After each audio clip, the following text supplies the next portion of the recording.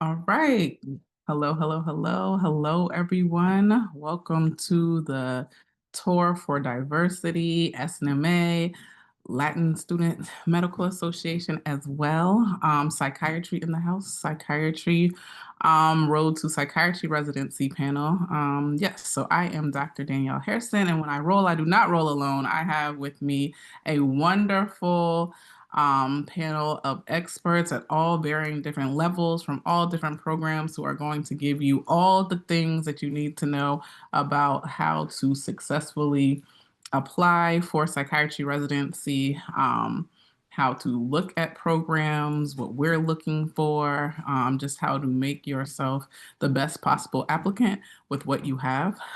So thank you for joining us. I am going to let my panelists introduce themselves, but if you don't know me, I am Dr. Danielle Harrison. I am the Psychiatry Residency Program Director at the Real HU Howard University. And I am happy to be back in the space. I used to host this panel and I was gone for a minute, but I am back here and I am happy to introduce our panelists so that we can get into it. And so that we can get into it and introduce ourselves and get to these questions and points for you all. So I'll start with the next box next to me, and that is Dr. Ulrich View. Good evening, everybody. My name is Ulrich View. I'm a child and adolescent psychiatrist based at Hackensack University Medical Center of the Hackensack Meridian Health System. We just started a residency program at Hackensack University Medical Center, and I'm the inaugural program director. I also serve as the chief of child and adolescent psychiatry division within the northern region of Hackensack. Basically, Hackensack is an 18 hospital system within the state of New Jersey that's divided into three sections: the northern region, central region, and southern region. And in addition to that, I do have a sub-interest in sports and performance psychiatry, and we started a behavioral clinic for sports and performance psychiatry within the Hackensack system. Thanks, Dr. View. Next, we have Dr. Dewan White in the building. Hello, everyone. My name is Dewan White. I'm the Associate Program Director at Emory University School of Medicine General Psychiatry Program in Atlanta, Georgia. I'm also a graduate of our combined internal medicine and psychiatry residency, as well as the forensic psych fellowship. And so happy to be here. A lot of training over there, Dr. White. Thank you for coming in this space. Next, we have Dr. Jason Barrett. Hello, everyone. I'm Jason Barrett, coming to you from Los Angeles. We have a program there for general psychiatry. We also have child and adolescent psych. Myself, I'm trained in both forensic and addiction psychiatry. Have two wonderful APDs in our program. I happen to be one of them. Hopefully, you will consider Charles R. Drew University in sunny Los Angeles.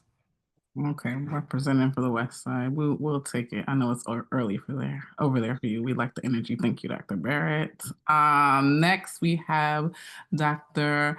Muna Telsum. Yeah, hi everyone. Cool fact, when I was interviewing with Howard, I don't think you had your baby at the time. So I see your child running around, super cute. My name is Dr. Muna Telsum. I did my general adult residency at the University of Missouri in Columbia, and I was chief resident there. I'm now in Washington, D.C. at Georgetown MedStar Hospital, doing my CAP fellowship. So that's Child and Adolescent Psychiatry Fellowship. I'm in my first year. I'm very happy to be here. Yes, welcome. It's wonderful for me to see all my little mentees and interviewees grow up and now be fellows and attendings. I love this. That means it's really time for me to retire. Speaking of that, next is Dr. Tone Sumlin, and she'll tell you where she came from. Hello, everyone. So undergraduate, I did go to the Howard University in Washington, D.C. for my undergrad. I ended up doing my medical school at a Caribbean medical school in Antigua.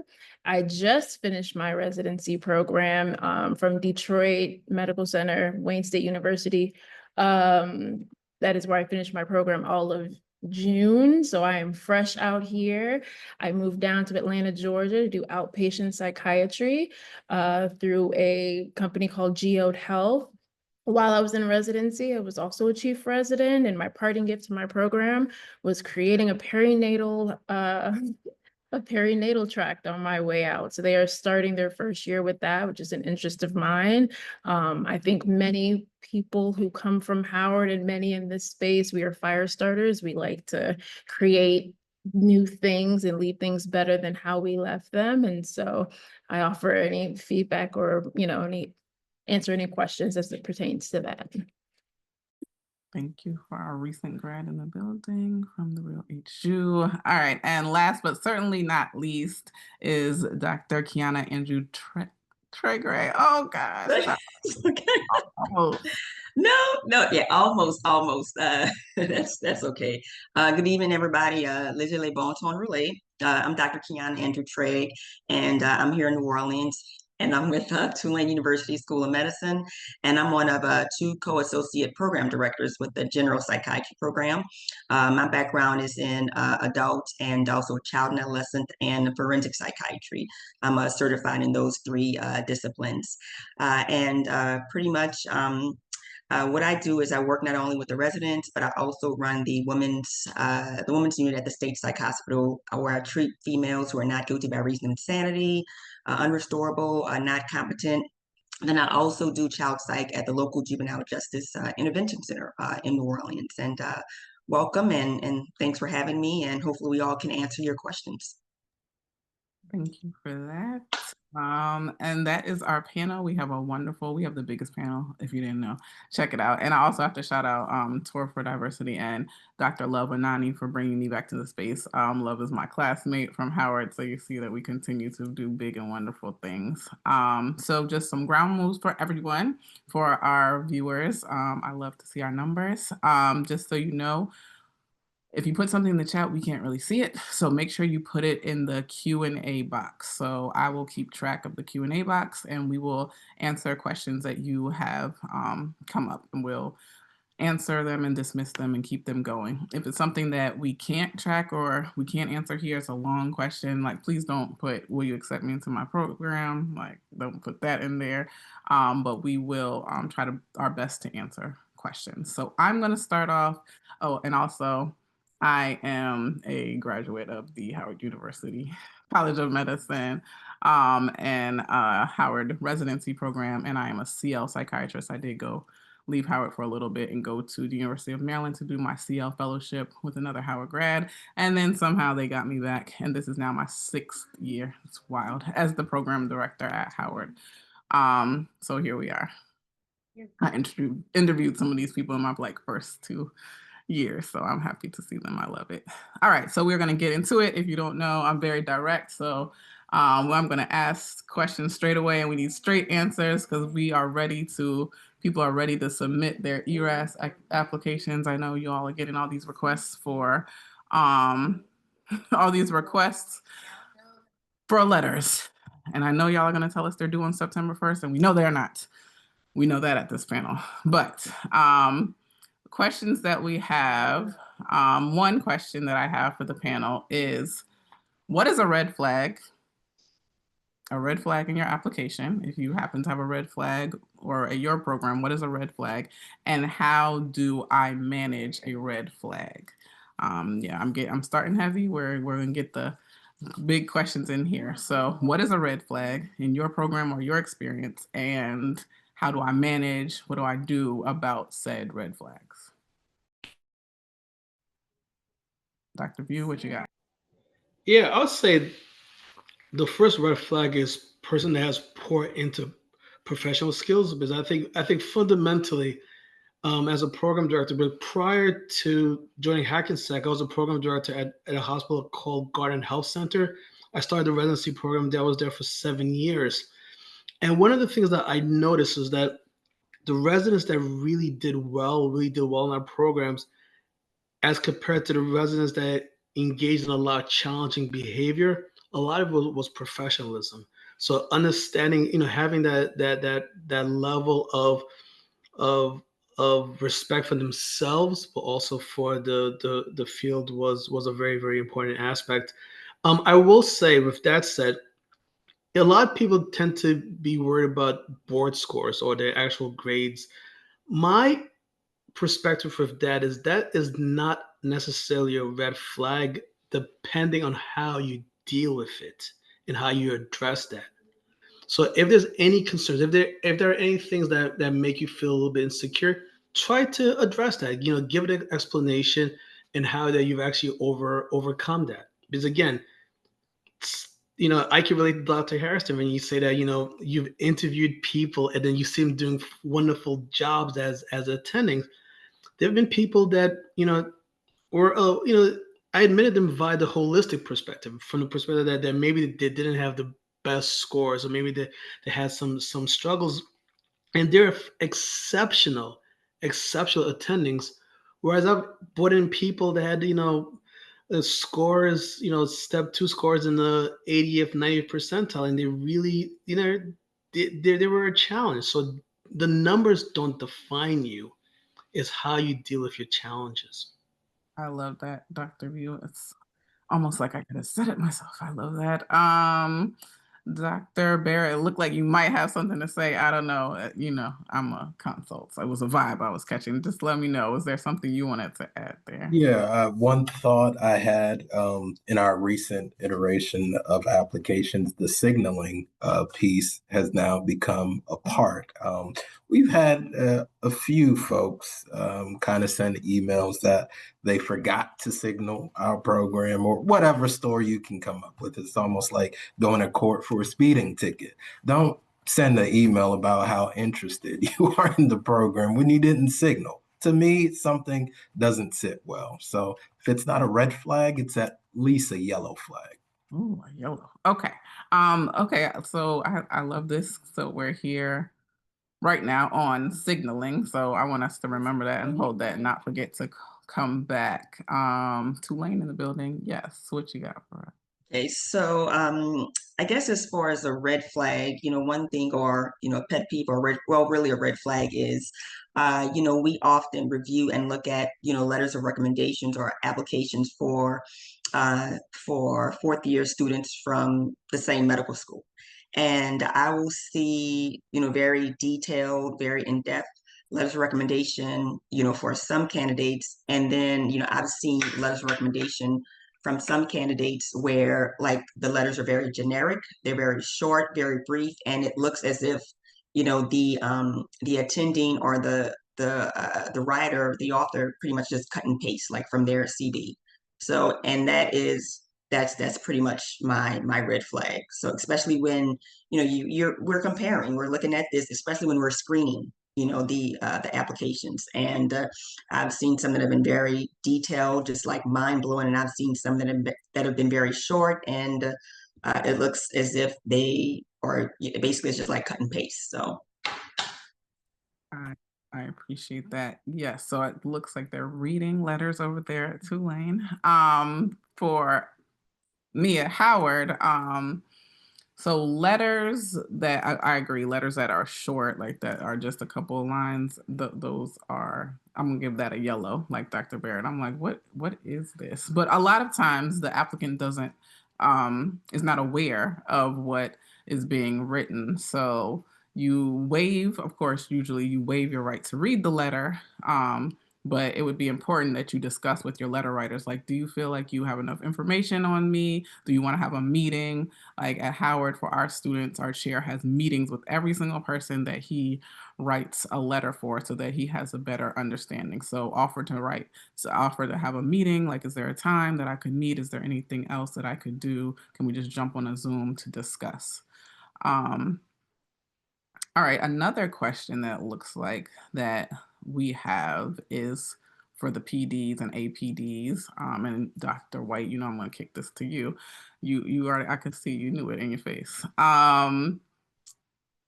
Filters. What kind of filters are there in applications? Like, do you use filters? Are filters a thing? Are signals a thing? What happens?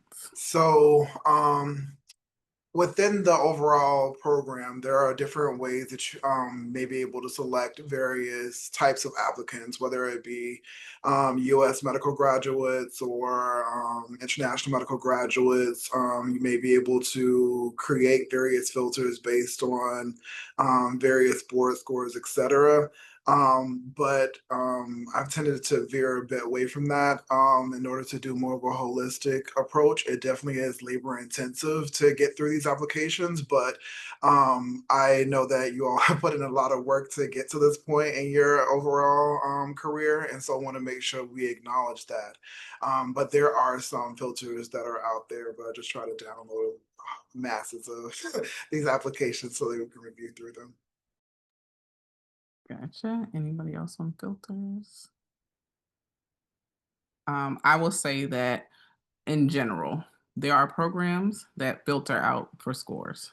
So just know, I just want you all to be aware. There are programs that filter out for scores. So if your score is is below whatever their cutoff is, you're not getting an interview. That's just how they move. So on your first day of applying, the first day that programs can see your application, you might get a blanket like of rejections.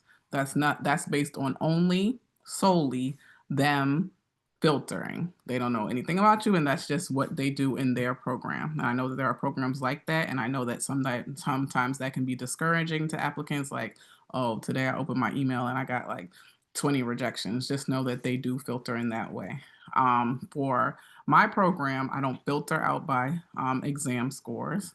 But I have my own filter. So I filter in for HBCU. So if you went to an HBCU in any way in your undergrad or for your medical school, I filter you in. Like I'm looking at your application. Also now that signaling, I do the signal filter because the first year of signaling, I missed it and I felt very terrible because people were emailing me like I tried to filter and I was like, listen, I just had a child. I don't even know what day it is. So I missed that.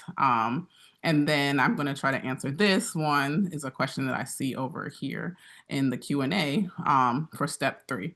So if you are an IMG or you've been out of your program and a graduate or you tried a different specialty at first, any of those things, I filter you with a step 3 score. It doesn't matter what the score is. I just want you to have taken step 3 already. So hopefully I answered that question. There are going to be programs if we're looking for a step 3 because most of us have a requirement from our GME about step 3 passing. And it's important when you're looking at programs to make sure you understand that.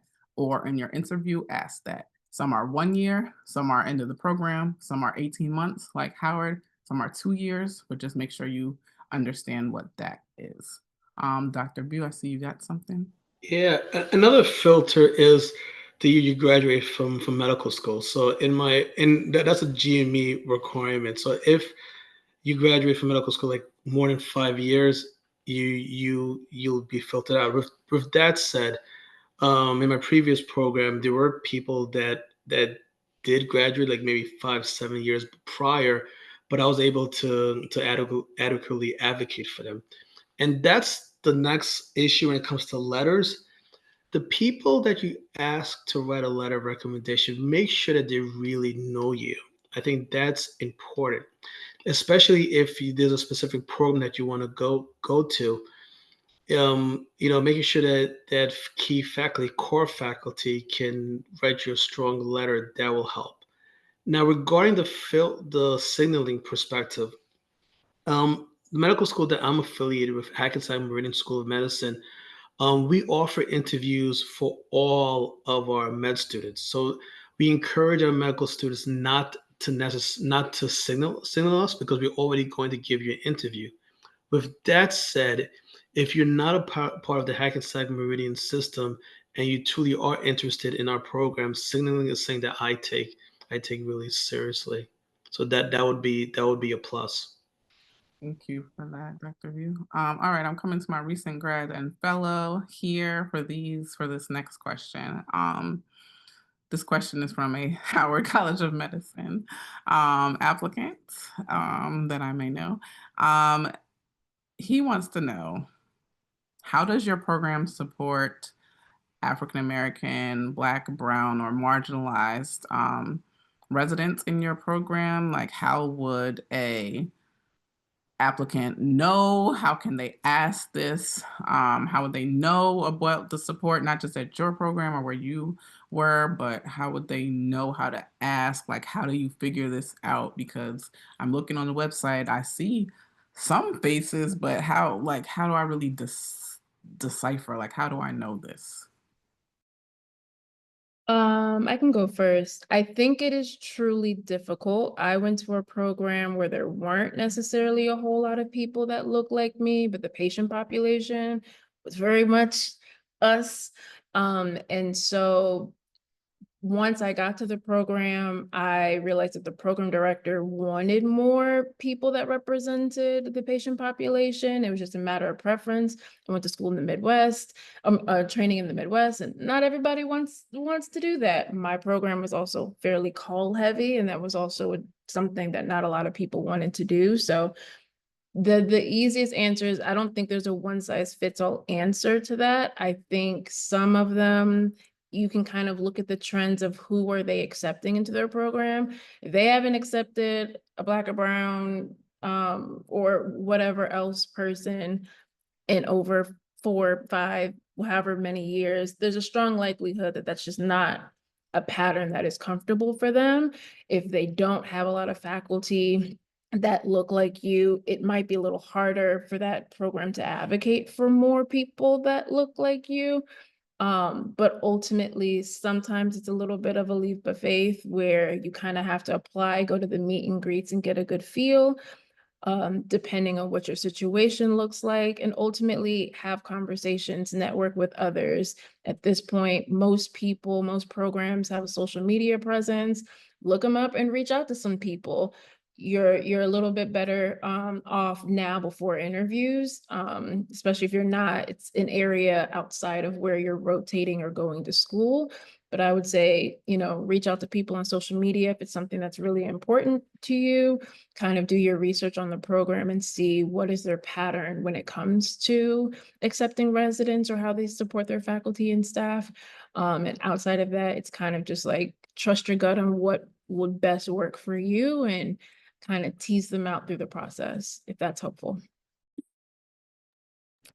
Yeah, I echo everything Dr. Sumlin said. Again, I went to a residency program in the Midwest, like deep rural Missouri. Um, and at the time when I was coming in, I think, yeah, I was the only Black person in my class out of 10 residents. And there weren't any African Americans. It was mostly applicants that are descendants, like straight from Africa, actually, like visa holder. So it was very difficult. And then faculty wise, same thing. Besides our chair, there was no one else that was person of color. I mean, mostly brown. So it was definitely hard. Just like she said, I actually reached out to certain individuals that was at the program or alumni, um, to see if anyone was willing to talk to me. And most of the time they were. They were actually very open to it. Spoke to them. Instead of doing emails, I'll talk to them on the phone to get a really good grasp of like really what's going on. At the time, there were, DEI programs. I reached out to maybe a representative from that committee to see if they could provide me any insight. So it's a lot of like networking and talking to people and just like cold emailing that really, really helped me. If it's a program that you really want, um, I would definitely say go for it. That's just how I am. Out of like 20 years or so, I'm the first Black chief. And so, I mean, the change could happen. And, it really depends on what it is that you want. Residency is very difficult. Looking back now, was it the smartest thing for me to do at the time? I was all about change and I was very ambitious. And a lot of the Black patients were like, I want you to be here. I've never seen a Black doctor. That's really what made me stay. But the hardship of being in that environment, was it worth it? That's something you have to really ask yourself. And I probably am dealing with that, like untangling that now. And so therapy is very important, by the way. You should be in therapy no matter what. Um, so I mean, I don't have any regrets.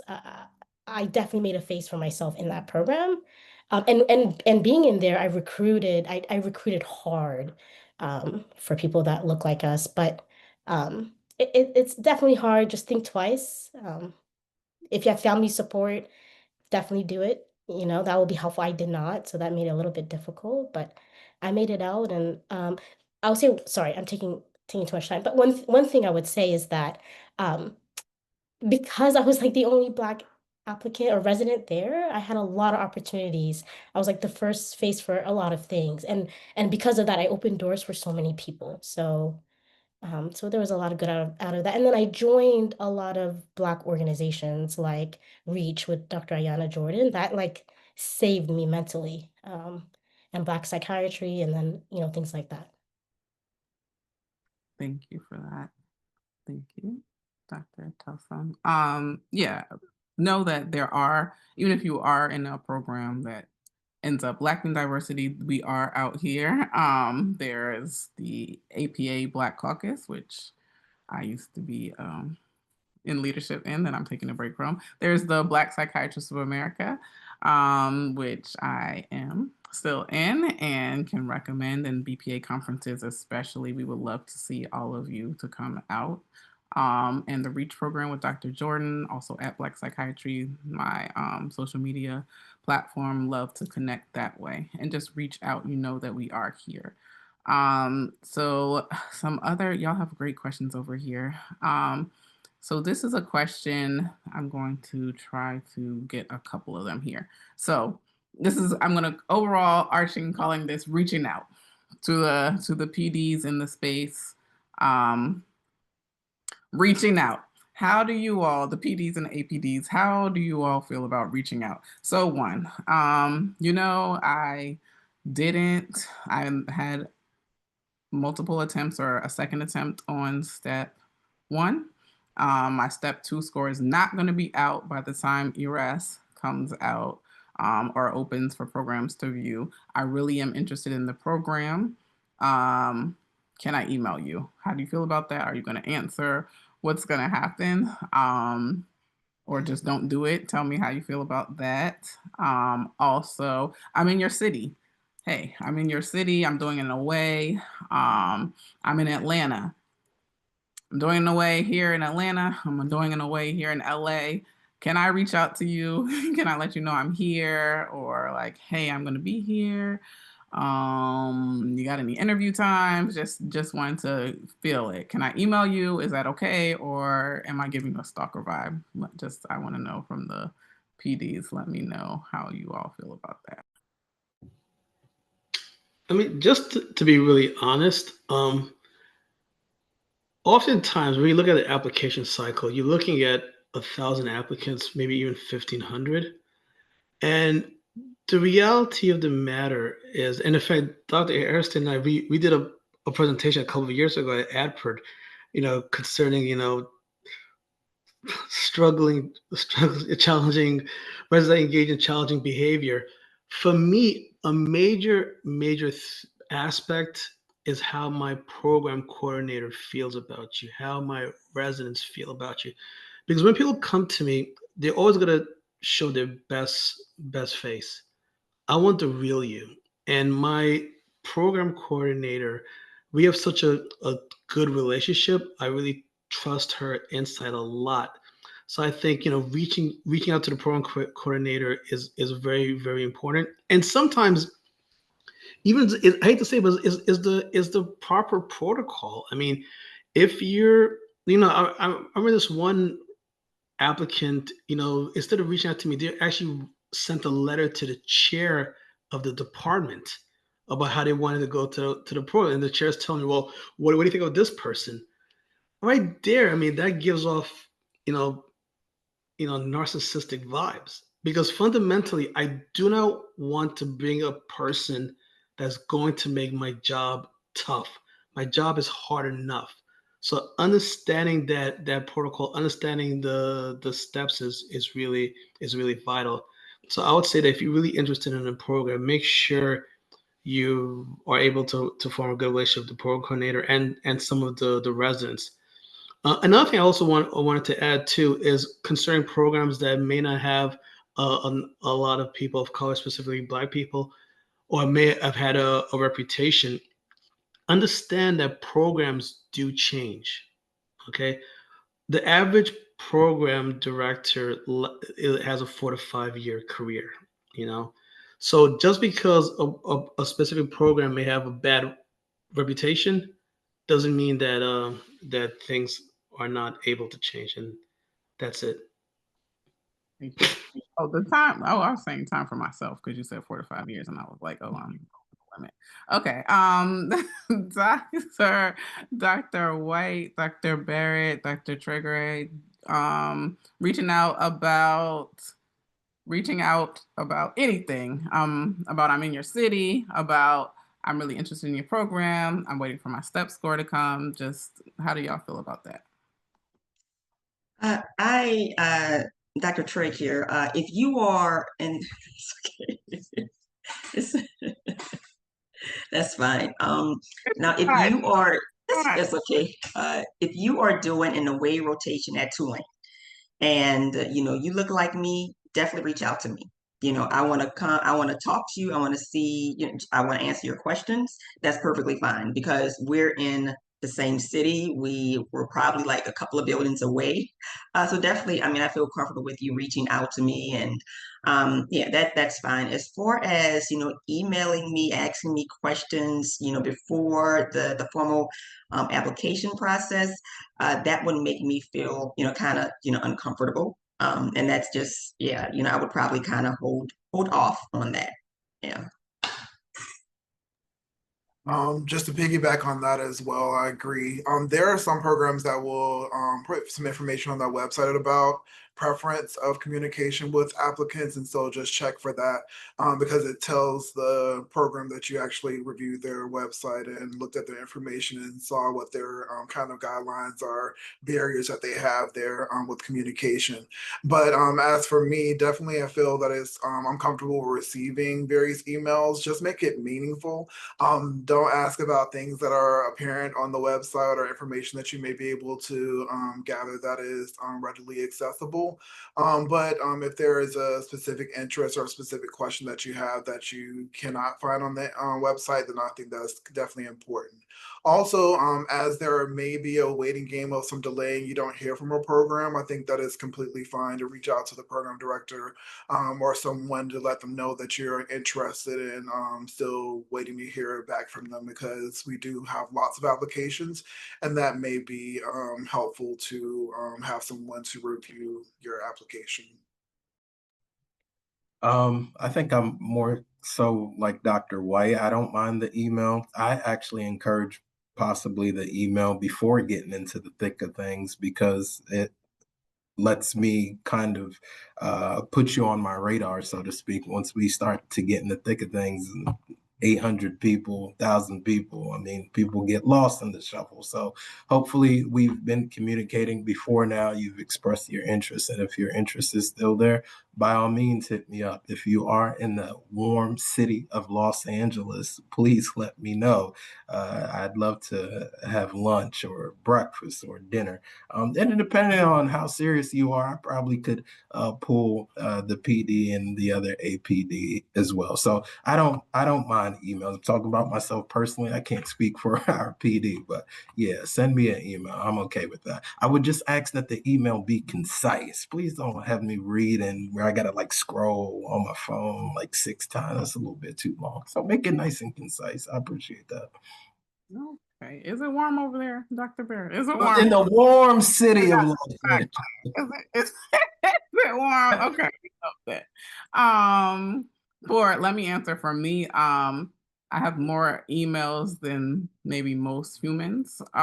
So if you send an email, I might see it. If my coordinator's not on there, I'm not gonna see it. Like my coordinator's gonna say, like, hey, did you see this email pointed out? I'm also not probably not gonna answer. I might not answer, but I'll like take a note, or she'll make sure that we know. And when we start to review, make sure that that I look at the emails are there. For me, I have sometimes almost like, or at least 1,200 applications for my 4 or 5 spots. And it's just almost impossible for me to look at every single email that someone sends as me as one person. So I think I agree with everyone. And also, like Dr. View said, there's levels to this. So I don't mind. Like, I actually tell my residents, like, is there an applicant that you recommend? If there's someone you think I should look at? But also, if something gets out of control, I attach that to them, so they know. But also, reaching out to my coordinator is fine. So I have another question, maybe next level. After the applications, like we get the interview, we secure the interview.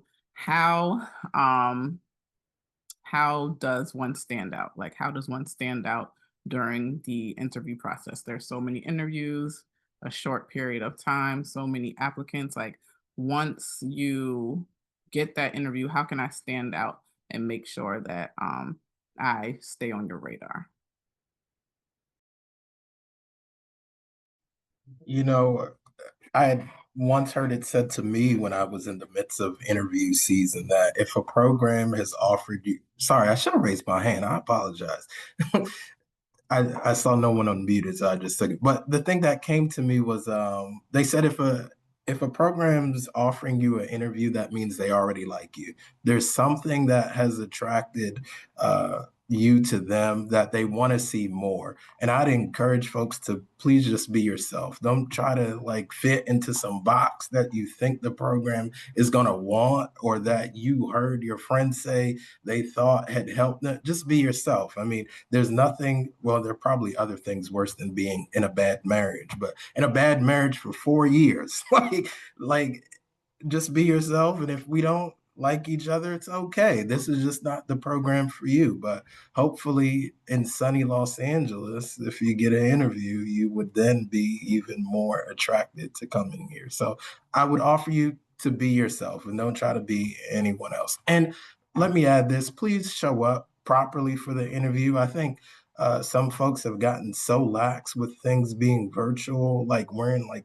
hoodies, and oh my gosh, it's terrible. All right. So make it seem like you would be in person, dress how you would in person, be mindful of the background. That's probably the other part of this being virtual. But I think if you do those things and be honest, things will work out.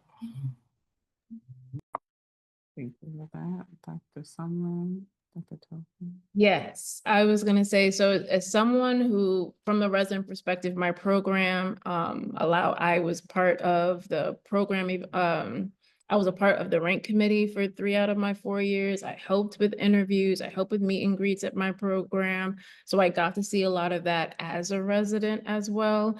And from a resident perspective, because of the program that I went to, our input in most programs, it is taken into consideration because these are going to be the people that you work with. Your program director wants to know from a resident perspective, would you want to work with this person, or would you rather be left out to dry with no one over them? So, keep in mind that you're not just trying to impress program directors or, faculty and staff. You want to get a good feel of kind of the culture, the kind of the pulse of the program to see if it's a good fit for you. With that in mind, even if it's a program, if in your mind you feel like this is a program that you're like, it's just a filler, maybe it's a program that you got the interview, but maybe you really don't care if you go to this program or not. Don't let them know that from your interview. Don't be so disconnected that like you're not making eye contact, you're not putting forth an attempt. Your interview and your application should reflect and build off of each other. It should show your personality. It should show your interest. It doesn't matter if you think other people think it's boring. You have no idea who in that program does the exact same thing and is ready to ask you questions about it. And make sure that whatever you put in your application, you can talk about it. Don't sit here and be like, my favorite artist is this. I kid you not. There was this one girl, she put that her hobbies was like cooking and baking. I'm like, foodie, love it. I asked her what was her favorite thing to make. She said, Instapot French onion soup. I said, honey, in my mind, I'm like, you got anything else? Because I'm like, it's a fluke, right? If you're gonna cook, give me a recipe, something. She couldn't give me nothing. I'm like, I'm not believing half anything you say. If your hobbies, you can't be honest about your hobbies, neither here nor there. I go on a rant, but we want to know your personality. Like Dr. Barrett said before, at the end of the day, you're only gonna marry one person. You at the end of the day, it's only gonna be one fit by the grace of God. So just make sure that it's a fit that is honest to you and answers the question of, is this a program that will help me grow? You it may not be perfect, but can I be a better person, in this program? Just make sure your application and your interview is coherent. That's all I have to say. Okay, thank you for that. I like that. And just not only on just the hobbies, like that's that's one. I think for us, what we've seen sometimes is like you might say you've been doing research and then you list research in your CV, and then we ask you like, oh, okay, what was that research about? And you can't tell me anything. Nothing. Nothing. That is very concerning. And I've heard that come up multiple times in our rank meetings. Like, well, they said they had this research and then they couldn't even say anything about it. Did they really do this research? And it's taken up like 30 minutes of a rank meeting to discuss this because people find that to be concerning. So if you didn't do the research, just don't put it on your application. I think. Dr. Tulsa. Yeah, I won't repeat you, Dr. Barron. Someone made some amazing points. Um, Another thing I would add is like be prepared to answer the question, why psychiatry? That is such an important question. It's like kind of annoying, but it's a question that they're gonna have to ask. And a lot of times we tend to repeat whatever is in our application and like in our like our CV. I was one of those. I would repeat it on my personal statement. Like they need to know I did this amount of research and I did this and this. I still struggle with that. Even my assessment and plan, I repeat whatever's in the HPI. I'm still working on that. But the main thing is like we can know if you're really interested in psychiatry, like genuinely.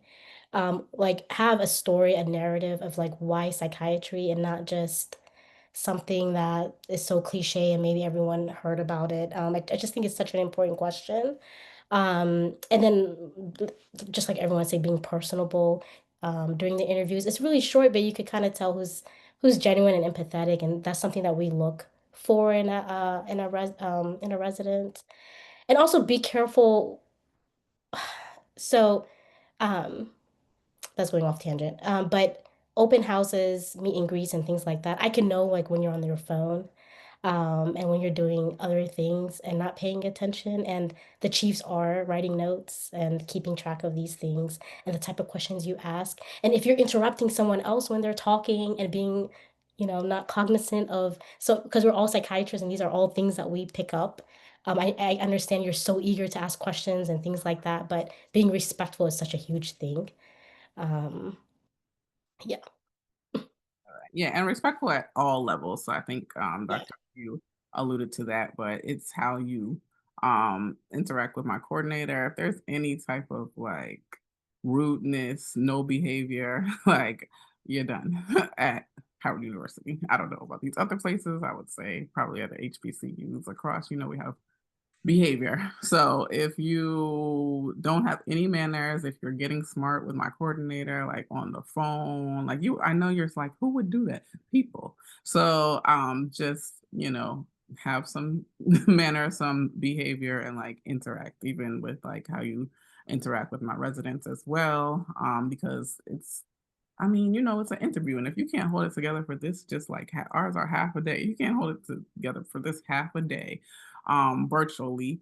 that's concerning. I know we're all going to Dr. Barrett because he started off so well, but I just say, like, don't be weird. So if I'm interviewing you, like, I probably found something interesting about you. So just don't mess that up. Like, don't don't do anything that is too odd. And you don't have to, everyone doesn't have to have the same energy. Like, I'm a very lo-fi. I'm lo-fi over here. Like, I like it, this is my face. I hate it, this is my face. So you can't change your personality, right? Right, Dr. White? Yes. But that's us. But as long as you can say why you're interested, and I think that can maybe answer some questions here for I see a lot of questions about if you are in another specialty and you want to transfer over, if you're in another specialty and you're in prelim, like you want to come, like Dr. Telsum said, why? Like, we need to know why, and you need to be able to communicate and articulate that. If you need to do a practice interview, if you need to do that with someone else, you have to tell me why. You can't just say, oh, I felt a calling to psychiatry. Okay. I feel a calling to work out, and sometimes it doesn't happen, but I need to know why. And you need to be able to articulate that and show that. And you need to be able to show your interest in psychiatry and how you got there or here. And then I'll just say my last thing and I'll go to anyone else. I'm big on, I'm an elder millennial, but every color, I have every color glasses, I have locks, they change colors, anything, like just be yourself, but be presentable. I don't know why this was disturbing to me that I saw in interview season, but just like a tube top and a blazer. I don't know. It's just weird. I don't know. And then also people running back and forth in your background. That's distracting to me. So there have been some like running back and forth, animals jumping around in the background. So just if you can try to control your background and your presentation.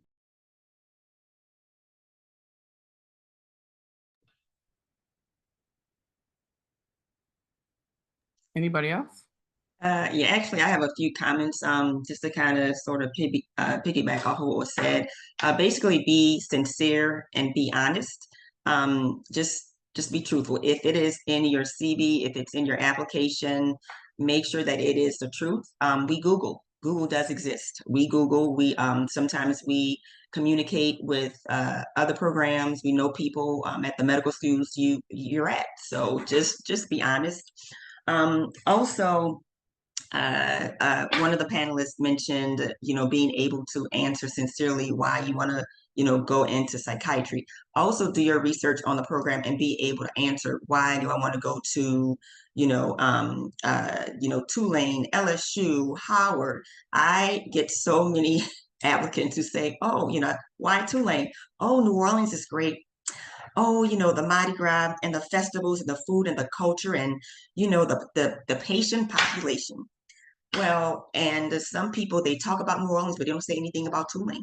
And I kind of remember. Well, this is sort of like a good thing. I remember this one applicant, and he's actually he interviewed last year, and he's an intern right now, and I rooted for him because he asked me very specific questions about not only, like kind of what I do. And he was like, yeah, I see that you're the site director over here. He asked, questions about Tulane University as a whole, the psychiatry program.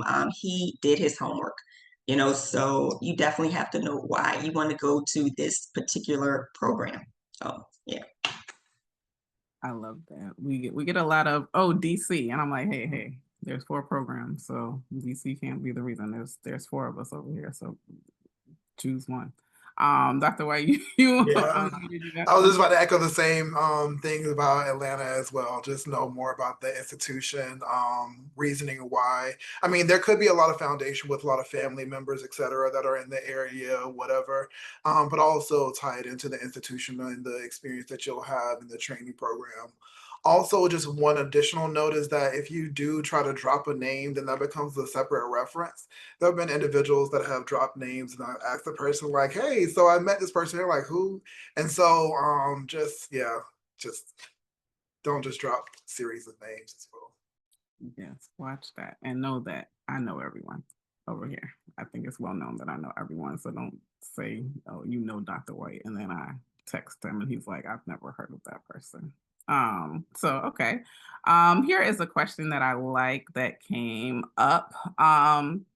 What makes an applicant's personal statement stand out and be memorable to you? If you all are looking at personal statements, what makes it memorable to you?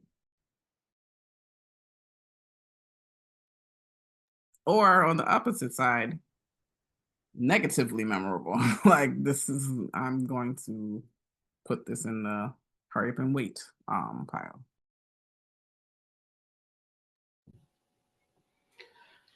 I think for me, the aspect of narrative medicine, I really enjoy narrative medicine. And when a person is able to fully explain or describe their passion for psychiatry, whether it's dealing with a patient or even dealing with a close one that had a psychiatric illness, that really affects me. I mean, I'll never forget this one applicant that was talking about how they were caring for a family member that had a terminal illness. So those things really grab me. The thing that I don't like is people or personal statements where there's a lot of exaggeration. There's almost I'm here to save the world type of thing, or a very naive view of what psychiatry is.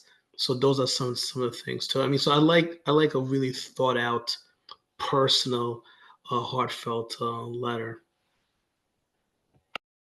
Thank you for that, Dr. Yu. Anybody else? I will say that at Howard, I'm notorious for sending out interviews very late. And that's because I read personal statements and we have a whole like review. Because if I do not see certain things in your personal statement, I know that this is not the program for you.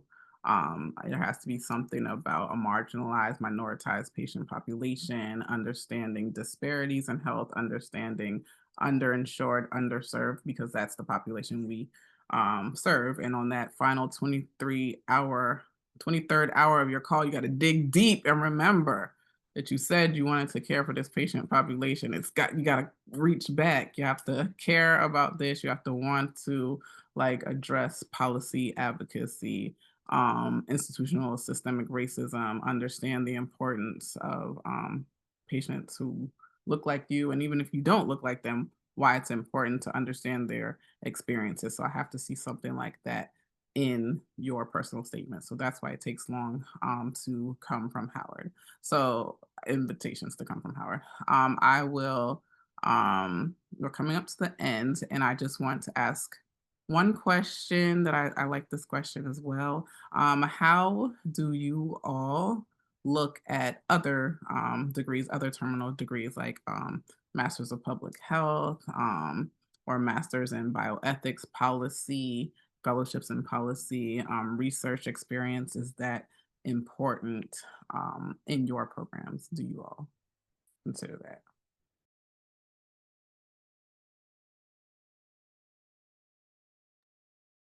I think it could be helpful. It's not like a necessity for us, but I think it can be helpful to bring a different perspective. We like to bring in various individuals in our program that have different perspectives from their own life experiences, including the educational experiences. And so it may not, even if you like change your decision to go into psychiatry a bit later, it may not be directly related towards psychiatry, the work that you did there. Some of those skills that you obtain while getting that degree, I think will be quite helpful, and just have a narrative about what your vision is of how you may be able to utilize this space going forward.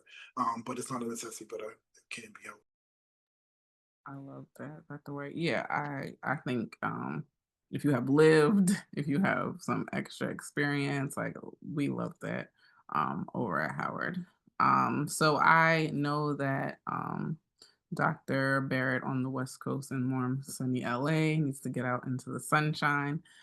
So I'm going to pose this question to him and then to the rest of our panel because I know that he has to leave at a certain time. And if the rest of my panelists will indulge, just giving us maybe another 10 minutes.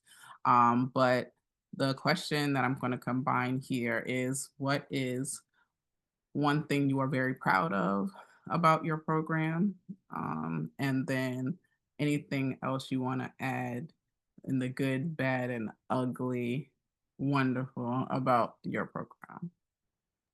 Yeah, I think one thing I'm particularly proud of is that we are always evolving. I think some programs folks may apply to, they've kind of built a system, and the system's been that way for 20 years. And the system isn't necessarily broken, but you coming with this new idea can be jarring. It's like, well, we've never done that before, and we don't need to do that. So, I mean, keep your idea, and maybe somewhere else you can build it. But we are always looking to evolve, always looking to get better. And I think we really respect the interest that our residents have. So if you have an idea, and we like to even talk about these ideas in the basis of the interview, because our wheels start turning to see how we can start setting the foundation and the platform for some of these things. So that's one thing I particularly think is a strength of our program. Maybe a drawback is it is community based. So we don't necessarily have a CDU hospital. All the clinic sites that you go to are partners, if you will. So you will go to multiple different rotation sites, and that may not be for everyone. I think you have to be honest with yourself. If you're comfortable being in one system, having one ID and one password, and that's all you want, that's fine. But you are going to go to 4, 5, 6 different sites by the time you're done with your education. But I think it does offer you a mix of experiences. I mean, community based. You have the VA. You have other spaces, correctional, in a way that you may not be able to get when you go somewhere else. So I think, although it could be a drawback, it is an opportunity to grasp something. Thank you for that, Dr. Bennett. Anyone else? Well, everyone else, actually. I can go. I was trying to let all the PDs go first. So if any of the PDs, APDs want to go first, I do want to give y'all four, but I'll open four. Let me go. So again, I went to DMC Wayne State for my residency program, which if you look online, you're gonna see different things. And I know I saw different things. I was in a program that still had 24-hour call for all of not all, yeah, throughout second year, some in third year, none in first or fourth. And for a lot of people, they're like, what is the purpose of 24-hour call? Like, stop. This is not necessary in psychiatry. So that was a strong deterrent for a lot of people. What I love about my program, and people ask me all the time, like after everything that I've gone through, would I have gone again? I would have. I I am one of those, like I'm a firecracker of sorts. I do have a spark where I always see things and I'm always looking, how can this be improved? Is this as effective as it is? I'm very forward thinking in that regard, and I'm happy that for someone like me, I didn't end my program burnt out. In fact, I had a very supportive PD who listened to a lot of the ideas that we had. We implemented so many changes. When we left, our program now has internal moonlighting, which it didn't before, which is cutting down on the 24-hour calls. So now the 25-hour shifts that would be on the weekend, those are internal moonlighting shifts that residents can benefit from. There's 2 tracks now. There's a perinatal as well as a community kind of like crisis track that was implemented. Like our program director did listen. They were starting an addiction fellowship soon. It was an area that in the midst of a lot of uncertainty, through like the major guess you can say employer, which was, I'm not gonna say the name, which was giving a lot of kind of pushback in a way. Our program director and other staff did provide safe space for a lot of us to voice our concerns and make change in a tangible time frame.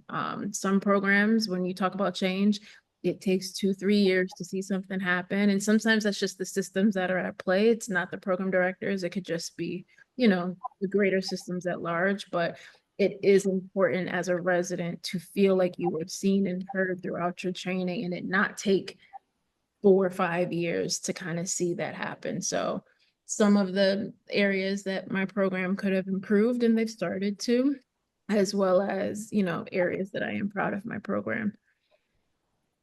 That's great.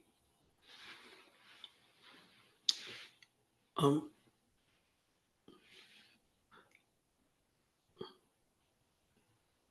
well, one of the things that I like about my program is that even though our residency program is brand new, the actual system has been around for a long time.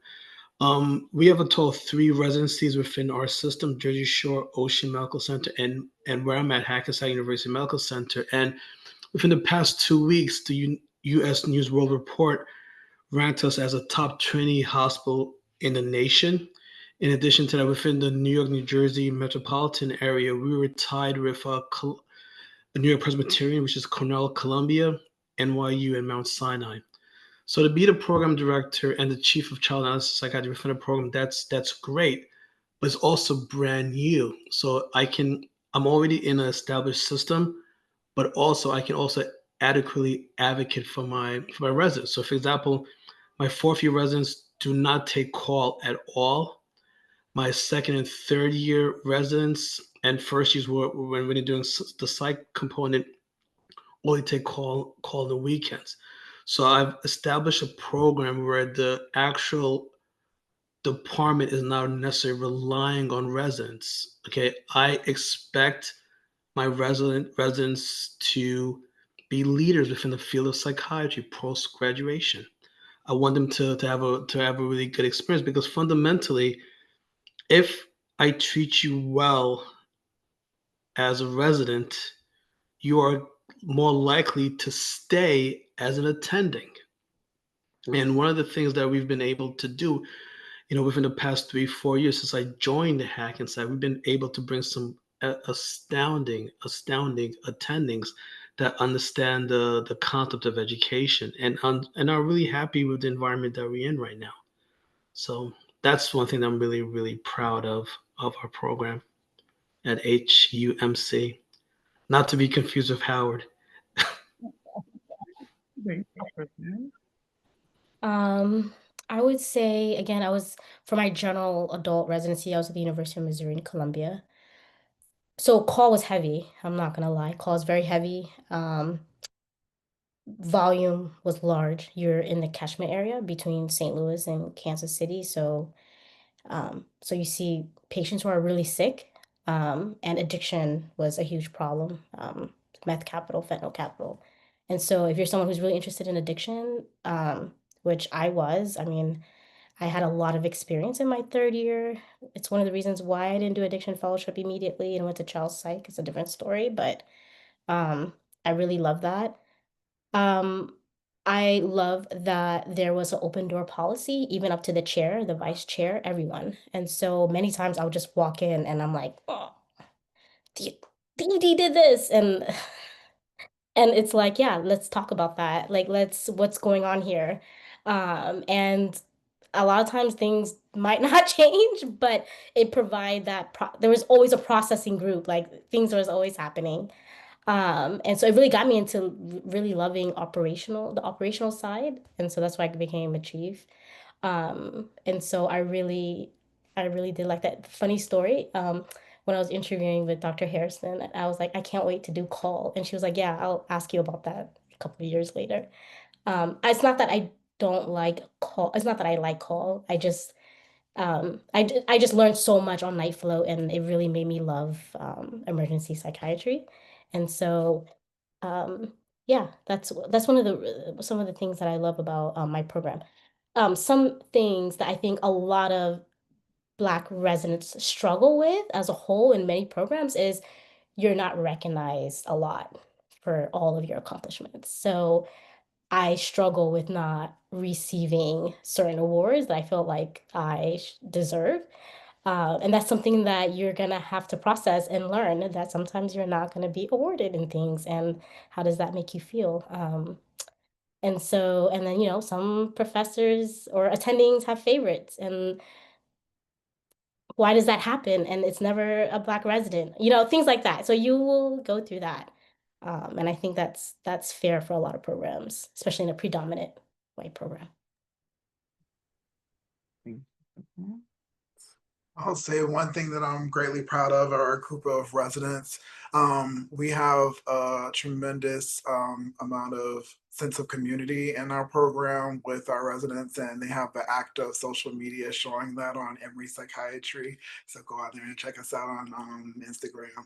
But and they run the social media because I could not do that like they do. But I think that with the growing representation of various backgrounds within our program that remains inclusive, I think it's something that we continue to thrive on. In addition to the strong training that we have with our psychotherapy and the different hospital sites, it is a program where you will have to adapt to these different, like from a tertiary care center to a safety net hospital, and have all those different logins and passwords and adapt to the different structures there within. But it also helps you to learn so that you can be able to work in whatever environment you want to afterwards. So those are some highlights.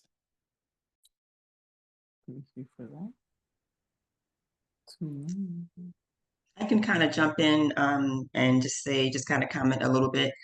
As far as, we talk about diversity and Tulane, I can honestly say that over the past, maybe, 10, 15 years, we have evolved. I went to grad school. I got my MPH at Tulane, and the psychiatry department is within the same building where the School of Public Health is. And I have seen, basically the faculty specifically become more and more diverse. We have Haitian, African American, Filipino, Chinese American, Indian, Middle Eastern. So it's pretty diverse. We have quite a few different. We have several fellowships, child psychiatry, addiction psychiatry. Of course, I'm really big on, forensic psychiatry. And I think, in your second year, one unique thing is in your second year as a second year resident PGY2, you actually are able to do a forensic elective. You're required to do a forensic elective, and you actually get exposure going to the state psych hospital. So the diversity and just the variety of different types of specialties in terms of fellowships, I would say, are our strengths and what I really like about the program. Thank you for that. I will say for Howard, it's a wonderful program. I will go with the not so pretty. We do have 24-hour calls, but my residents do have options to split them 12 and 12 on the weekends. They don't take that option up too often because I guess they just want to like get it done and get out. But we do have 24-hour call. I wouldn't say it's called heavy, but more calls than obviously programs that have none. Our fourth years do still have to do one call a month. So there's that. But on the plus side, you get to train at a very diverse program with a program director who is usually open to things like, you want to do this rotation. My residents wanted to do a global psychiatry rotation. Now we're in Jamaica. I'm teaching in Jamaica every few months. They're rotating in Jamaica. We're out here trying to add some more sites onto that. They say they want to rotate here. You want to do that? If I can make the connection, and we can get it done and approved by legal in 90 days. Nothing shorter than that, okay? Then we'll get it done. So I'm very like open to like, okay, you want to do this? Let's figure out how to do it. And it's a small program, so like where my office is, where the chair's office is. You can text the chair. You can text me like, hey, can we talk about this? So it's a small program. There's an academic program. There is the community vibe with the patients that we see and the different settings that we work in. We work in a lot of different community sites, forensics, addiction. We're an addiction heavy program. So if you're interested in that, you are going to get all of that. You're going to work in emergency psych. You're going to work in community. You're going to be in the ED. We don't have a separate psych ED. You're down there and you're figuring it out right along with everyone else. So that's what our pluses are.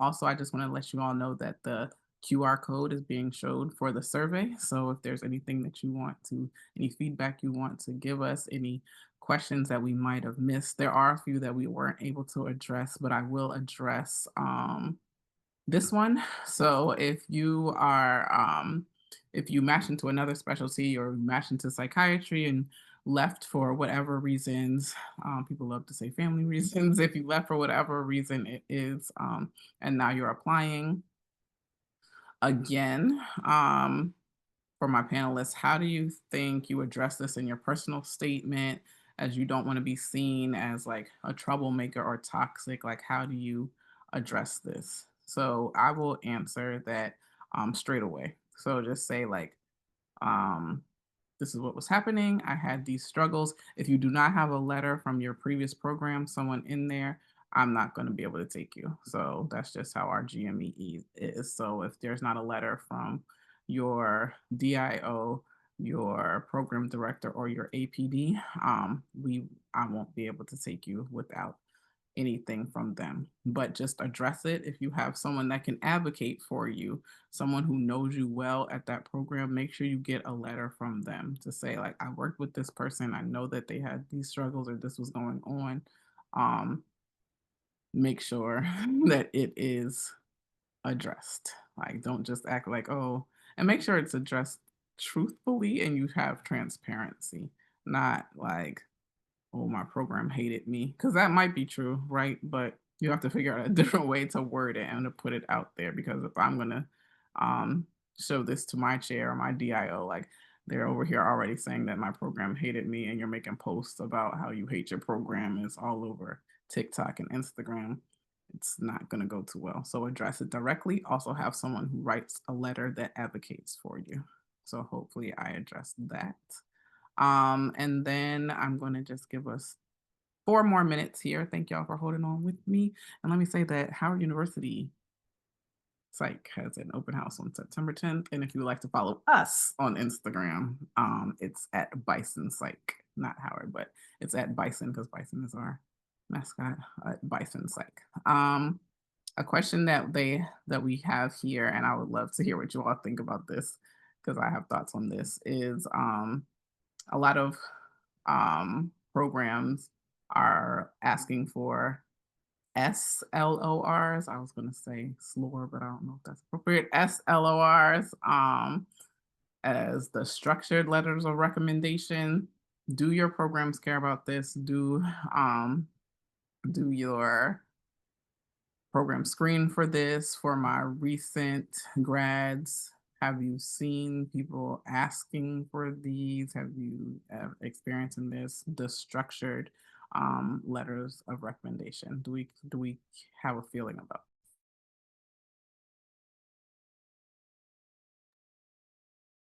It wasn't something that was addressed during our last kind of rank meeting, so I don't know. I think this is probably like on a year by year basis, but I'm not too familiar with that being an issue or being even asked for our anyway.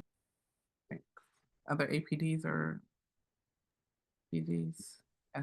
I had the fear of missing out, so I stayed around. But yeah, it's not an issue here either. I will also say we have a virtual open house tomorrow at Charles R. Drew University. Shameless plug. So if you have a hint of interest, I hope to see you there.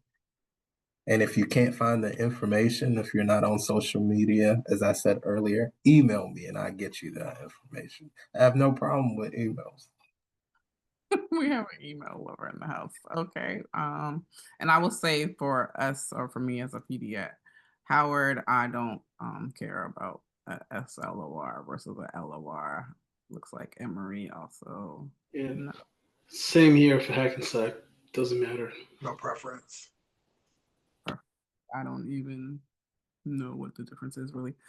So no, I mean I do know they like it in a certain way, but that's nice. It doesn't matter to me. I have way too many other things to worry about and read than that. So do not worry about that. And I guess the very last question that I will take is one, if you can say if your program takes IMGs, and how can an IMG make themselves stand out?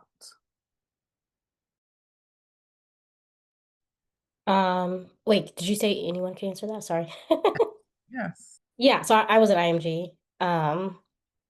IMGs could be true gunners and are sometimes the underdogs. And I was an IMG that had multiple red flags. I call them red roses because I accepted them.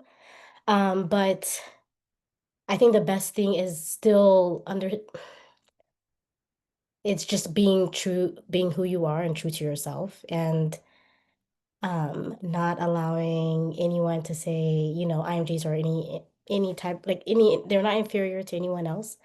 Because that could present itself when you're talking to others, and you need to own it. And there is like sorry, that's my and there's something special about being able to live in a developing country for the most part, and how you can relate that to other patients. And so that's something I always bring up. Like I was able to work in a jail in St. Kitts, and that was like an amazing experience, like once in a lifetime. So I think like just how you talk about it in a really gracious way. And then secondly, me personally, if you love research, do research. If you especially in psychiatry, I personally think research is important if you do like it. And but be careful with what organizations that you're joining with, because like you said, a lot of people, there's like a lot of co-authors and they know what that means. And so make sure it's like true, good research if you do that. Um, and also connect with other IMG folks in other programs. I did that. I went through Frida and like try to see who else was attending certain programs, and I try to connect with them. Um, so connections is really important. I'm trying to think what else. Sorry, this is such an important topic. I really wanna show up for the for IMGs. But step three is so important. We already talked about that. Step three is so, so important. So if you could pass that and get it done, that's really helpful.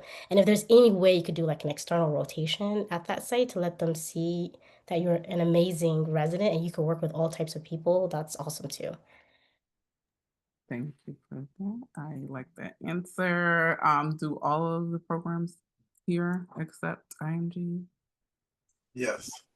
Yes. Yeah, we all do. And also another thing I also want to add too, the Hackensack Marine Health System. I think the Jersey Shore program actually has a research year for people that that were not able to match.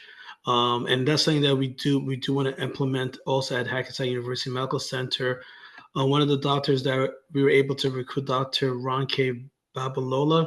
She's very active in ADPERT, and she's going to be our child and adolescent psychiatry fellowship director. So that's a passion that she has and that I share as well, especially from people that are from quote unquote marginalized communities. So yeah. Okay, name drop. That's a win over there, Ronke. I love that for y'all, Dr. View. And Howard accepts IMGs. We have a good mix. We love IMGs. We love US grads. We love people who want to do the work and who are just happy to be here and want to be in the space, and it's a good fit. And So don't forget DOs. yeah, so we also take DOs. Yes, DOs in the house. We do take DOs. I have a couple DO residents. Exciting.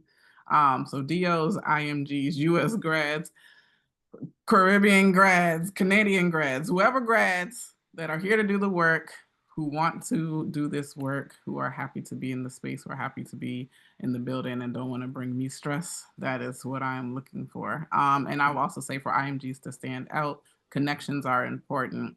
Um, so even if you can't do an observership or an externship, like come to these conferences. I have to emphasize again, like come to BPA, the Black Psychiatrists of America. We're doing an HBCU tour, so we've been in LA with Drew. We just left Atlanta this year with Morehouse. So please come and make yourself known. It's even for me, it's a lot now I'm gonna have to go and not talk for the rest of the week. But even if you are an introvert, just get out there and just connect with people, whether you're an IMG or US grad or whoever you are, because we are out here to support you, and we literally love to see it and love to see you all. Like everyone on this panel, I asked in like 30 seconds. I got responses and texts and emails. So thank you to my panelists for representing all of your programs. Remember, you can email some. If you want to email me, please make sure you email my coordinator if you want me to answer in this lifetime. The rest of them, they said they love emails.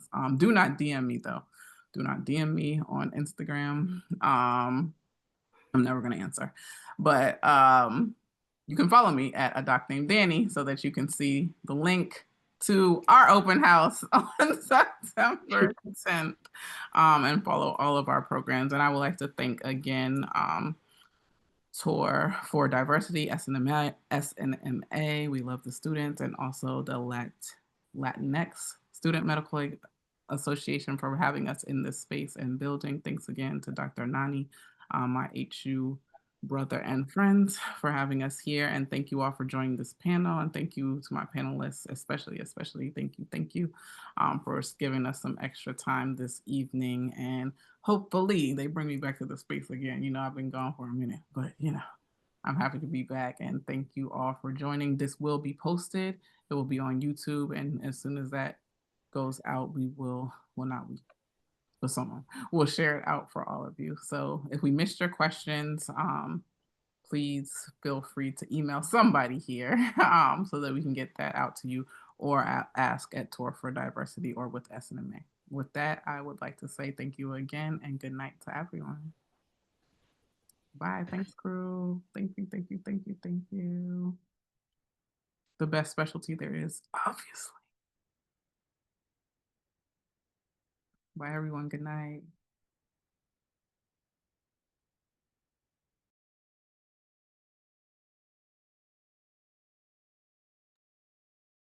Thanks, Dr. Summer. See, I'm like, I still see people. I know you. Okay. Bye, everybody. Bye.